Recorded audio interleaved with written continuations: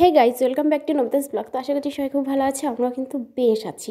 আর যা শীত পড়েছে মা গো মা, এই শীতে একদম জমে টমে পুরো অন্ধকার হয়ে যাচ্ছে, ঠিক আছে। মানে বরফ আর কি জমে, তার থেকে আমরা বেশি জমে যাচ্ছি। মনে হচ্ছে আমাদের প্রতিটা রক্তবিন্দু জমে জমে মানে শরীরের মধ্যে পুরো মানে রক্তের পাহাড় জমে যাচ্ছে, এরকম একটা অবস্থা।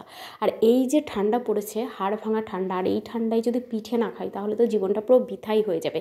তো আজকে তোমাদেরকে সেই পিঠে তৈরি করার ইতিহাস শেয়ার করবো, ঠিক আছে। অলরেডি আমার ভিডিও কিন্তু শুরু হয়ে গেছে, আর তোমরা দেখতেই পাচ্ছ যে এক পিঠে বানাতে গিয়ে কত কিছু, মানে একদম পুরো নাজেহাল অবস্থা।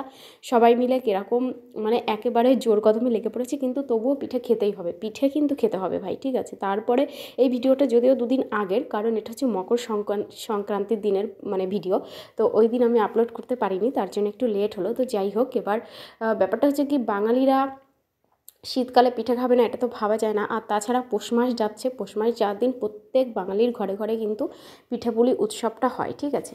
তো আমাদের বাড়িতেও যথারীতি সেরকমই আয়োজন করা হয়েছিল। তো তারপরে যা কাণ্ড ঘটে গেল, সেই পিঠে বানানোর জন্য মাকে ডেকে নিয়ে আসলাম। মাকে মানে ডেকে আনার পরেও সেই কার্য কিন্তু ঠিকঠাকভাবে উদ্ধার হলো না। কারণ হচ্ছে যে সাজটা আনা হয়েছিল সরা পিঠে, মানে ভিজানো পিঠে খাবো বলে, তো সেই সাজ কিন্তু পুরো উনুনের মধ্যে ঢুকে গেছিলো, তোমরা সেটা দেখতে পেলে। তারপরে সেটাকে অনেক কায়দা কানুন করে দেখো উনুনের উপরে দেওয়া হয়েছে, কিন্তু তাতেও কিন্তু কার্য সিদ্ধ আমাদের হয়নি। কারণ এর পেছনে অনেক কাঠখড় পোড়াতে হয়েছে, কারণ এক পিঠে খেতে গিয়ে যে এরকম একটা মানে অবস্থার মধ্যে পড়তে হবে সেটা সত্যিই মানে ভাবা যায় না। আর জীবনে প্রথমবার এরকম একটা পরিস্থিতির শিকার আমাদেরকে হতে হয়েছে।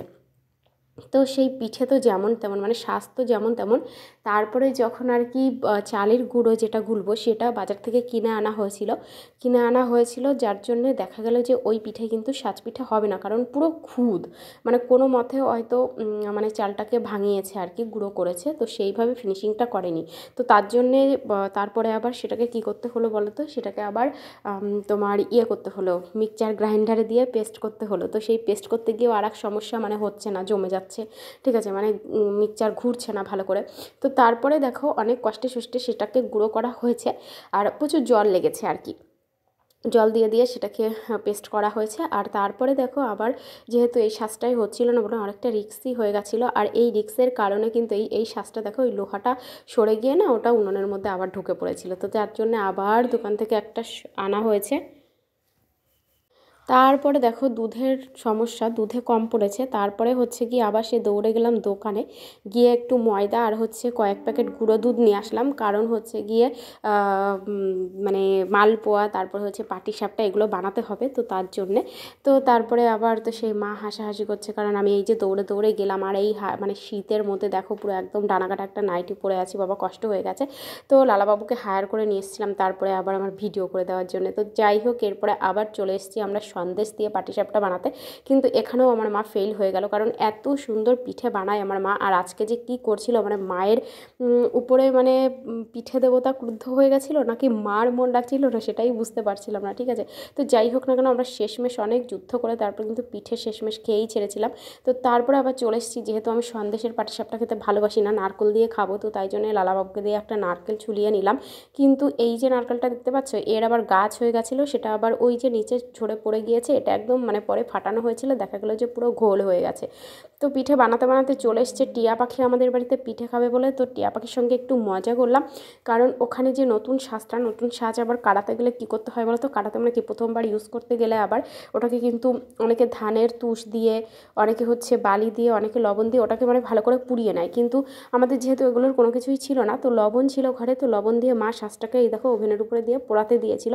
তো কত সুন্দর একদম মানে পুরো পিঠের আকারে হয়েছে। আবার এই দেখো কি সুন্দর, মনে হচ্ছে যেন ওই যে সেই ভাপা পিঠের মতো, এরপর একটু গুড় আর নারকেল দিলেই আমরা খেতে পারবো টেস্টি করে। তো সেই থালাটা নিয়ে আমি টিয়ার পেছন পেছন দৌড়ে বেড়াচ্ছিলাম, কারণ টিয়াকে বলছিলাম, টিয়া এটা নুনের পিঠা, খা, খুব টেস্টি, এটা কোনোদিন হয়তো খাসনি। ও বলছিল হ্যাঁ কোনোদিন খাইনি, আর আমি খাবো না, ঠিক আছে। তো শেষমেশ অনেক জোর জবস্তি করে টিয়াকে খাওয়ানো হয়েছিল। আর টিয়া তো প্রথমে একটুখানি মুখে দিয়েই ও মা গো মা বলে একদম সরে চলে গেল, কারণ ও বুঝতে পারিনি যে এটা লবণেরই পিঠে, মানে ভাবছিল হয়তো আমি ওর সঙ্গে আড্ডা মারছিলাম। তো না, শেষমেশ ওই দেখো আবার ফু দিয়ে খাই, এইবার মনে হচ্ছে যেন বিষ খেয়ে নিয়েছে, ঠিক আছে, এরকম একটা অবস্থা। উল্লু বানায়া বড় মজা আয়া। টিয়া, আরে রাগ করেছিস? হ্যাঁ না, কাঁদিস না, থাক থাক থাক থাক, হয়ে গাইস তারপরে চলে আসলাম ঘরে। আর ঘরে এসে কিন্তু দেখো পড়লাম আর এক বিপদে, কারণ মানে বিপদের আর শেষ নেই, ঠিক আছে। এদিকে পিঠেও খাবো, এদিকে দেখো সমস্ত কিছু উপকরণগুলো মানে কি আর বলবো, মাথা খারাপ করে দিচ্ছে। তো গুড় হচ্ছে পাটালি গুড়, তো সেই গুড় কিন্তু ভাঙা যাচ্ছে না, এতটাই শক্ত। তারপরে নোড়া দিয়ে গুতিয়ে গুতিয়ে সেটাকে ভাঙলাম। আর ভাঙার পরে পাটিসাপটা আর হচ্ছে তেলে ভাজা পিঠে মানে মালপোয়া বানানোর জন্যে গোলাটাকে আমি গুলতে শুরু করলাম, আর মা ওদিকে সাজ পিঠেগুলো তৈরি করছে।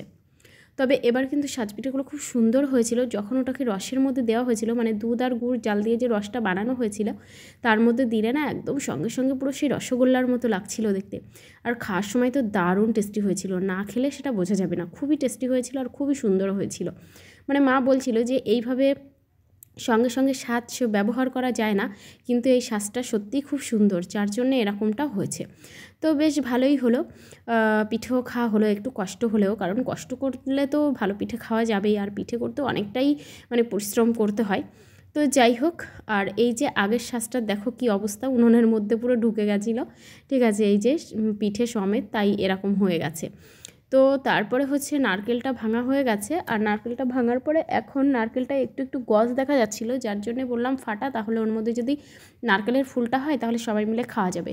কিন্তু ফুল হয়েছিল এতটাই ছোট যে সেটা সবার পক্ষে খাওয়াটা সম্ভব না, লালাবাবু একাই সেটাকে খেয়ে নিয়েছে, কারণ এটা খেতে সবাই খুব পছন্দ করে।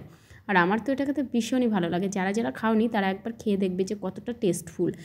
আর শুনেছি এটা নাকি খুব উপকারী, মানে দারুণ আর কি, ভিটামিন ক্যালসিয়াম সব কিছুই থাকে, বেশ ভালো। তো যাই হোক, এদিকে আবার আমি চলে এসেছি ভাজা পিঠে করতে, আর মা কিন্তু এদিকে করছে, মা কী পিঠে বানাচ্ছে, ও মা এখনও ওটাই করছে, আর আমি এদিকে ভাজা পিঠে করছি। আর তারপরে কিন্তু দুই বিয়ান মিলে সেই গল্প আর সেই পিঠে বানালো।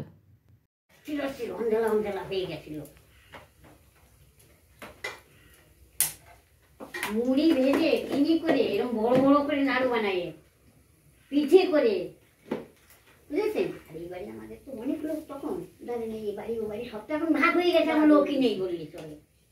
ওই ওই যখন আসবে ওরকম মুড়ি টিন নিয়ে এই প্রথমবার মা আর শাশুড়ি মা দুইজনকে এক জায়গায় বসে গল্প করতে দেখলাম, আর হচ্ছে কাজ করতে দেখলাম, মনটা জাস্ট ওয়াও ওয়াও হয়ে গেল। তো আমাদের সমস্ত পিঠে তৈরি হয়ে গেছে, দেখো বেশ ভালোই হয়েছে দেখতে, অতটাও খারাপ হয়নি, আর খেতে তো খুব টেস্টি হয়েছিল, আমরা খুব ভালো খেয়েছি, খুব এনজয় করেছি। আর তারপরে বড়মার কথাও মনে পড়ে গেল, কারণ ওনাকে তো আর ভোলা যায় না, তো ওনার জন্য একটুখানি প্যাক করে পাঠিয়ে দিলাম। আমিই যেতে চেয়েছিলাম, কিন্তু অনেক কাজ বাকি রয়েছে, ওই জন্য আমি আর যেতে পারলাম না। তো আজকে আমরা ভীষণ এনজয় করেছি, খুব ভালোভাবে পিঠে খেয়েছি, আর তোমরা কেমন এনজয় করেছো সেটাও কিন্তু বলো। তো চলো আজকের মতো বিদায় নিচ্ছি, সবাই ভালো থাকবে, টাটা বাই বাই, দেখা হচ্ছে নেক্সট ব্লগে।